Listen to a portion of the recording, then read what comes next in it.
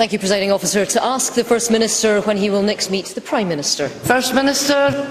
No plans in the near future, but I would really like to meet him today to find out what extra powers Scotland is going to receive as he visits Scotland today. I'm sure the Prime Minister will spend an enormous amount of time spelling out exactly the additional powers that he promised us in February.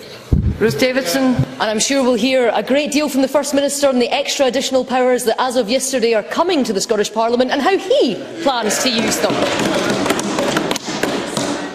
Does the First Minister, quote, support the essential role nuclear weapons play in the NATO alliance's strategy of war prevention? That's a precondition of new members in Chapter 4 in the 1995 NATO enlargement study. First Minister. Well, two things. One, 25 out of the 28 NATO members are non-nuclear countries. And secondly, the First Minister believes that investment in new nuclear weapons in Scotland would be a total and utter obscenity, and that this Parliament has been absolutely right to reject any suggestion of the renewal of Trident, just as this Parliament looked forward to the removal of Trident nuclear weapons from Scottish soil. Davidson. And those members are signed up to it. I am proud that the UK is a founder member of NATO. I am proud that after unimaginable horrors on our doorstep, we chose to stand together with other responsible nations to prevent atrocities ever happening again. And I am proud that for more than 60 years, the UK, with NATO, has acted to protect its allies in Europe. That is despite the SNP's opposition to missions in Bosnia, in Macedonia and in Kosovo.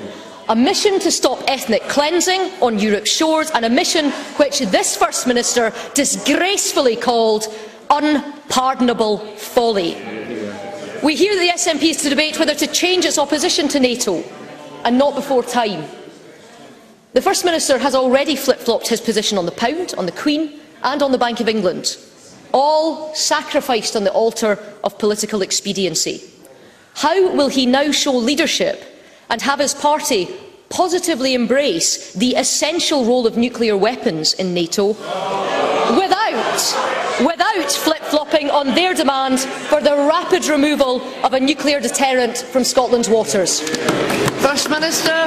Well, I noticed in the international engagements that Ruth Davidson mentioned that the word Iraq was suitably absent.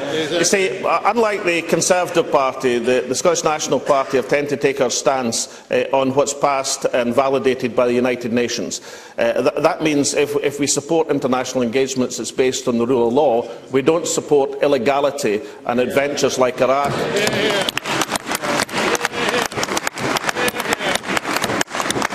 Cost thousands of lives of our soldiers and tens, if not hundreds of thousands of lives in Iraq.